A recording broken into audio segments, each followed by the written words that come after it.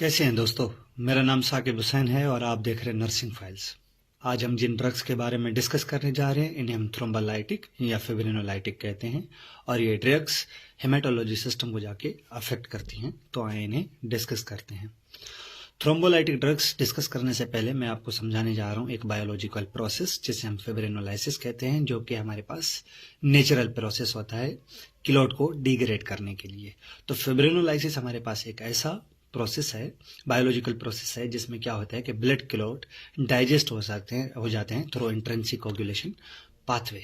तो ये pathway triggered कैसे होता है इंट्रिंसिक कोगुलेशन पाथवे के थ्रू। तो आए सबसे पहले हम इस चीज को समझने की कोशिश करते हैं। फिजियोलॉजिकल तरीके से अगर हम समझें तो बॉडी किस तरह से नेचुरली किलोट को डिग्रेड करती है, तो किलोट को डिग्रेड करने के लिए उसे चाहिए एक प्रोटीन एक्टिव फॉर्म में, जिसे हम कहते हैं प्लाज्मिन। प्लाज्मिन हमें एक्टिव फॉर्म में डायरेक्ट ब्लड में नहीं मिलता। प्लाज्मिन का प्रीकर्सर होता है प्लाज्मोजिन, जो कि आपका इनएक्टिव फॉर्म में पाया जाता है। प्लाज्मोजिन को कन्वर्ट करने के लिए प्लाज्मिन में हमें कुछ एक्टिवेटर्स की जरूरत पड़ती है, जिसे हम कहते हैं प्लाज्मोजिन एक्टिवेटर्स, जो कि हमारे पास बेसिकली काम आता है नेचुरल प्रोसेस के लिए टिश्यू प्लाज्मोजिन एक्टिवेटर। टिश्यू प्लाज्मोजिन एक्टिवेटर क्या करेगा, आपका प्लाज्मिन के ऊपर बाइंड करेगा और इसे प्लाज्मिन में कन्वर्ट करेगा। प्लाज्मिन में कन्वर्ट करने के बाद प्लाज्मिन क्या करेगा, आपका जो है वो फिब्रिन के ऊपर एक्ट करेगा। तो आए समझते हैं कि फिब्रिन है क्या। जब भी कोई किलोट बनता है तो क्या होता है कि अब आपके आरबीसीज, डब्ल्यूबीसीज और प्लेटिलेट क्या करते हैं, एक क्लपिंग करते हैं हमारे पास इस तरह से।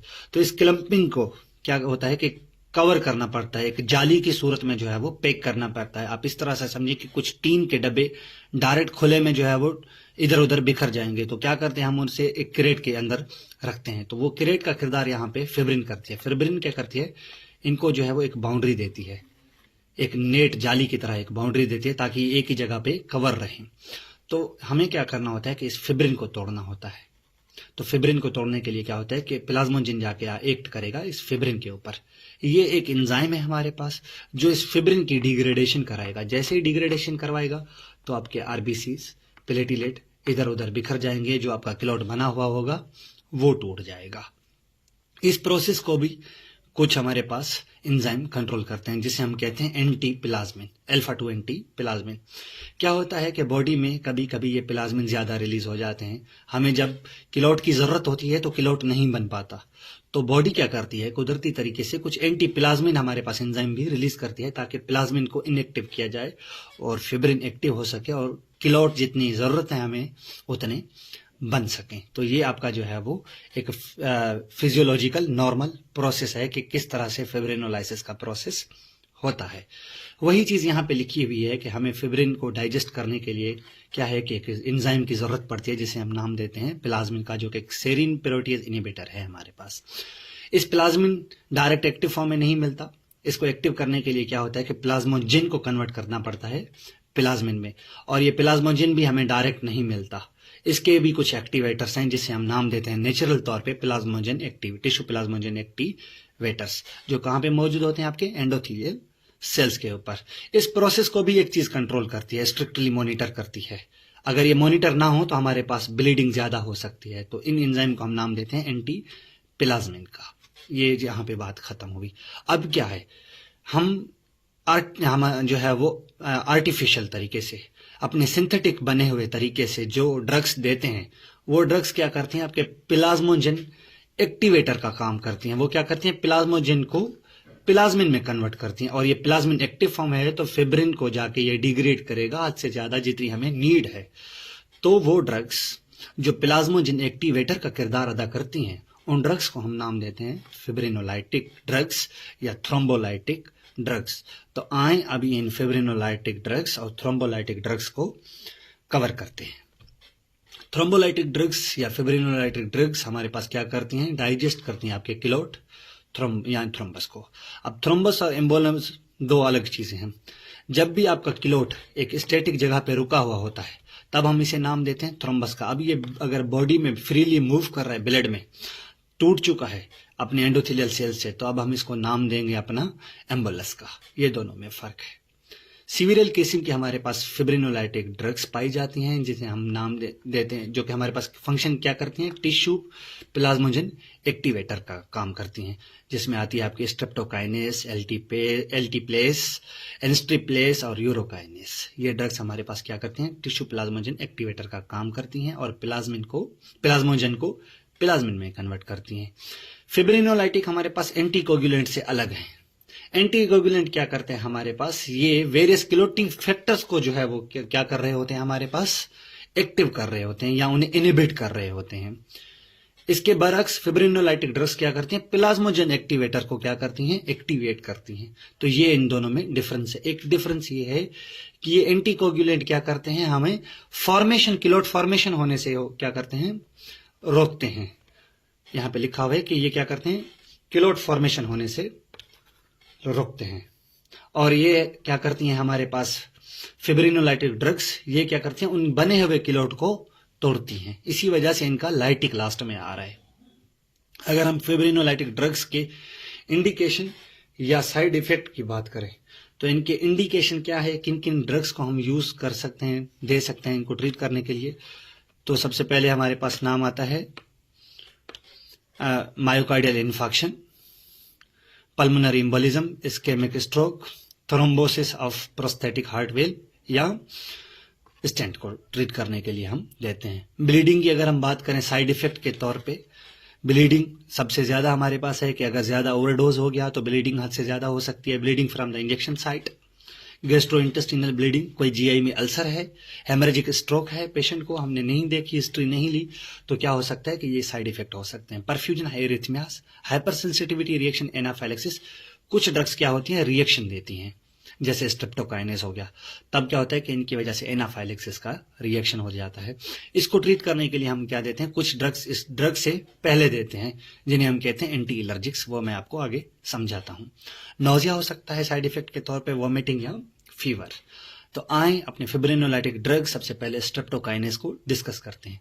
मैकेनिज्म ऑफ एक्शन वही है, टिश्यू प्लाज्मोजन एक्टिवेटर के तौर पे काम करेगी। कहां से ली गई है ये ड्रग, स्ट्रेप्टोकोकाई से ली गई है ये ड्रग, और ये क्या करती है, प्लाज्मोजन के ऊपर बाइंड करेगी और इसे प्लाज्मिन में एक्टिव करेगी, एक्टिव फॉर्म में। थेराप्यूटिक यूजेस या एडमिनिस्ट्रेशन की अगर हम बात करें तो इसे Venus and arterial coronary thrombosis को ट्रीट करने के लिए यूज किया जाता है और आईवी परफ्यूजन के थ्रू हम इसे एडमिनिस्टर करते हैं। उसके अलावा कुछ ऐसे पेशेंट होते हैं जिसे मैंने आपको समझाया कि वो एनाफाइलेक्सिस करवा सकते हैं। तो क्या होता है कि उन्हें इन ड्रग्स से पहले दो ड्रग्स दी जाती हैं, हाइड्रोकोर्टिसोन और क्लोरोफेरेनामाइन। इसे हम आम लफ्जों में एविल के तौर पे ज्यादातर जानते हैं। ये दोनों आपकी एंटी एलर्जिक हैं और ये एंटी एलर्जिक होने की वजह से ये क्या करती हैं, एलर्जिक रिएक्शन को प्रिवेंट करती हैं। अगर हम स्ट्रेप्टोकाइनेस के एडवर्स इफेक्ट की बात करें तो hypotension, allergies, fever, bronchospasm, rashes and bleeding जो है वो ये मेजर रिस्क्स हैं। अगर हम एल्टीप्लेस एंड एनस्ट्रिप्लेस की बात करें तो ये दोनों ड्रग्स हमारे पास क्या है, टिश्यू प्लाज्मोजन एक्टिवेटर हैं, एक्यूट हार्ट अटैक्स या पल्मोनरी एम्बोलिज्म्स को ट्रीट करने के लिए देती हैं। एल्टीप्लेस क्या है कि कंसीडर क्या की जाती है, एक्सपेंसिव की जाती है एज कंपेयर टू स्ट्रेप्टोकाइनेस। तो क्या होता है कि हमारे पास इसे हम यूज करते हैं हेपरिन के तौर पे, हेपरिन के साथ हम इसलिए देते हैं क्योंकि हेपरिन क्या करवाता है, हमारे पास हेपरिन क्या है, एंटीकोगुलेंट है। तो एंटीकोगुलेंट होने की वजह से ये दोबारा हमारे पास थ्रोम्बस की रीअक्लूजन नहीं होने देता और इसे एल्टीप्लेस को हम आईवी के तौर पे एडमिनिस्टर करते हैं। अगर हम एनस्ट्रिप्लेस की बात करें तो ये एक प्रोड्रग है। प्रोड्रग आप जहां भी बढ़े, प्रोड्रग का मतलब होता है कि ये एक्टिव नहीं है, ये बॉडी में जाने के बाद अपनी एक्टिव शक्ल में आएगी तो ये क्या करेगी, एक प्लाज्मोजन स्ट्रेप्टोकाइनेस कॉम्प्लेक्स के तौर पे क्या इसमें मौजूद होता है। बॉडी में जाने के बाद क्या होता है कि ये स्ट्रेप्टोकाइनेस अपने अंदर से रिलीज करती है आफ्टर इंजेक्शन, और स्ट्रेप्टोकाइनेस हमारे पास क्या है, एक टिश्यू प्लाज्मोजन एक्टिवेटर है जो जाके प्लाज्मिन को कन्वर्ट करेगा, हमारे प्लाज्मोजन को कन्वर्ट करेगा प्लाज्मिन में। इसे भी हम आईवी के तौर पे एडमिनिस्टर करते हैं और इसे ट्रीट कर एक्यूट मायोकार्डियल इन्फेक्शन को ट्रीट करने के लिए हम देते हैं, क्योंकि इसका जो है वो एक्शन हमें ज्यादा देखने को मिलता है। उसके अलावा कॉन्ट्राइंडिकेशन और कॉशंस की अगर हम बात करें फिब्रिनोलाइटिक्स की, तो बिफोर मेजर सर्जरी जैसे नहीं देते, after recent trauma, active internal bleeding, suspected aortic जो है वो distension, history of intracranial haemorrhage, ischaemic stroke, coagulopathies, severe hypertension older than 75 year old, pericarditis, active peptic ulcer, diabetic retinopathy, hepatic disease, pregnancy and breast feeding में भी इसे नहीं देते, हमेशा याद रखिएगा, ये अहम है।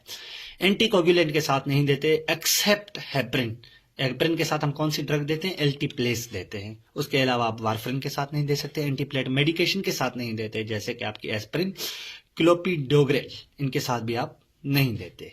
नर्सिंग इंटरवेंशन की बात करें तो इसे हम एक्यूट मायोकार्डियल इन्फेक्शन या सीवीए को ट्रीट करने के लिए देते हैं। तब अगर ये पेशेंट को है तो जल्द से जल्द एडमिनिस्टर किया जाता है इसको एज पॉसिबल डॉक्टर की प्रिस्क्रिप्शन पे। उसके अलावा क्लोक्टिन प्रोफाइल और ईसीजी पेशेंट की बार बार कराई जाती है। असेस मॉनिटर वाइटल साइन हम करते हैं frequently through out the therapy. Maintain bed rest through out the treatment and immediately after treatment. Consciously monitor for internal and external bleeding हद से ज्यादा अहम है ताकि पेशेंट ब्लीड ना करे। Assess for hyper sensitivity and anaphylaxis reaction, specially streptokinase. तो इसी वजह से हम स्ट्रेप्टोकाइनेस के साथ हाइड्रोकोर्टिसोन और एविल दे रहे होते हैं। उसके अलावा क्लाइट एजुकेशन की बात करें तो पर्पस ऑफ मेडिकेशन क्या है, हम पेशेंट को समझाएंगे।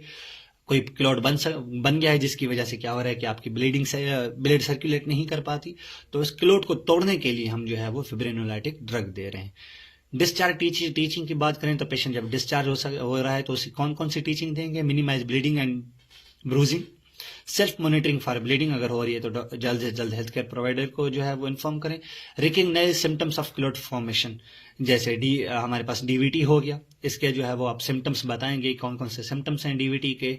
उसके अलावा पेनलेस मौजूद हो रहा है आपको, ब्रूजिंग हो रही है आपको कहीं पे, तो आप जो जल्द से जल्द जो है वो अपने हेल्थ केयर प्रोवाइडर से रुजू करेंगे। यहाँ पे हमारे पास थ्रोम्बोलाइटिक ड्रग्स खत्म होती हैं। इंशाल्लाह हम अपनी नेक्स्ट ड्रग जो कि एंटीप्लेटिलेट होगी इंशाल्लाह उसके साथ मिलते हैं। तब तक के लिए अल्लाह हाफिज, अपना ख्याल रखिएगा। Thank you so much.